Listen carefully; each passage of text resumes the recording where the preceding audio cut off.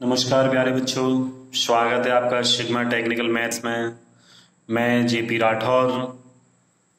आज हम बात करेंगे एडवांस्ड फार्मूलों की, जो कि ट्रिग्नोमेट्रिकल फार्मूला हैं और class 11th 12th and higher education में ये हमेशा काम आते हैं। ठीक है ना।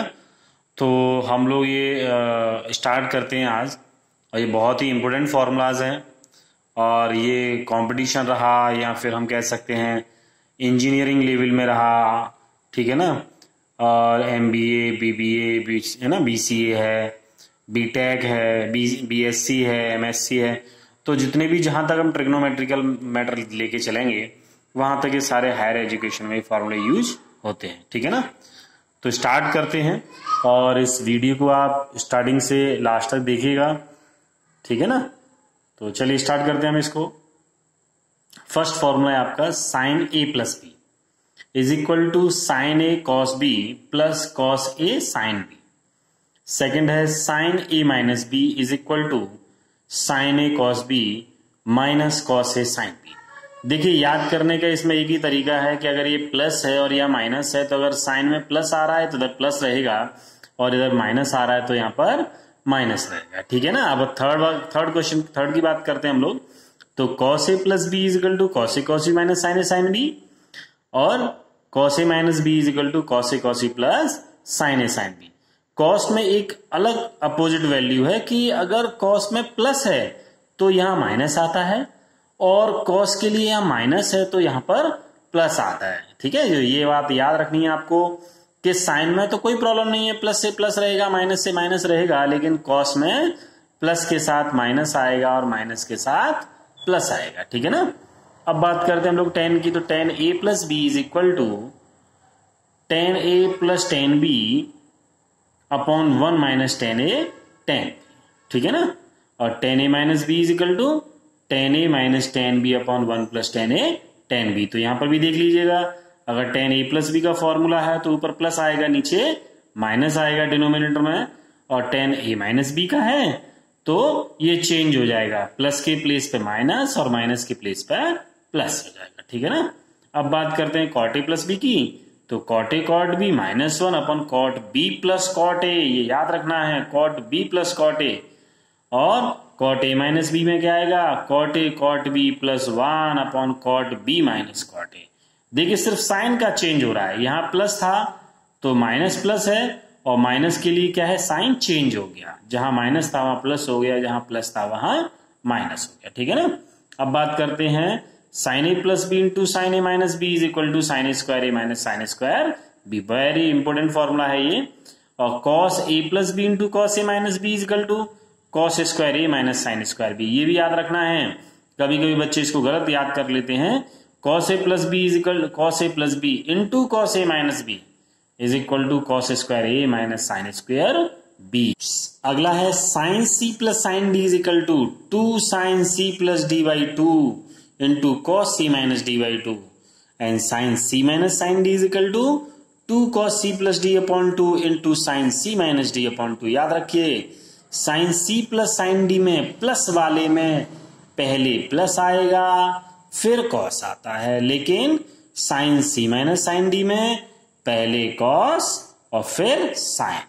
लेकिन cos C plus cos D में याद रखिए 2 cos C plus D by 2 into cos C minus D by 2, दोनों ही कॉस कॉस के ही रहेंगे, लेकिन cos C minus cos D में दोनों ही साइन साइन के रहते हैं। 2 sine C plus D by into sine D minus C by 2। अगर आप यहां से माइनस बाहर निकालोगे तो साइन माइनस थीटा ही काम करेगा और माइनस ये बाहर आ जाएगा, तो minus 2 sine C plus D by 2 into sine C minus D by 2। Next है 2 sine A cos B sine A plus B plus sine A minus B, and 2 cos A sine B sine A plus B minus sine A minus B। यहां पर याद रख सकते हैं, देखिए अगर sign पहले है कॉस बाद में है तो दोनों साइन साइन का रहेगा प्लस का, और पहले कॉस है फिर साइन है तो रहेगा साइन का ही फॉर्मूला, लेकिन बीच में आएगा माइनस।